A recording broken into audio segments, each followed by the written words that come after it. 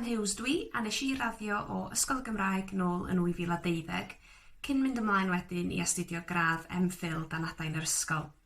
Dwi bellach yn gweithio fel cynhyrchydd dan hyfforddiant I gwmni teledu Bŵm Cymru lawr yng Nghaerdydd, a dwi wedi gweithio ar gyfresu fatha Project 5000, Prodas 5000, cyfresu Cyw a Stwnsh, a gwahanol fatha o raglenni adloniant eraill.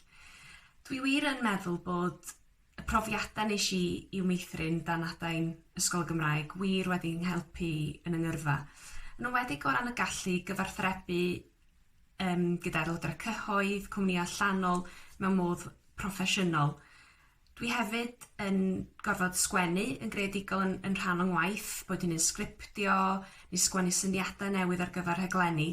Felly mae'r cyfle I astudio y gallu sgwennu'n greadigol wedi'n helpu fi yn y dyfodol yn yng ngyrfa. Dwi'n gobeithio bod chi gyd yn mwynhau yr un, gaethon ni fel criw andros o hwyl yn ystod yn cyfnod ni a wedi gwneud ffrindiau moes hefyd.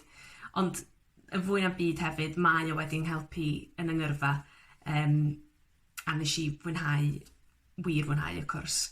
Felly, hwyl fawr!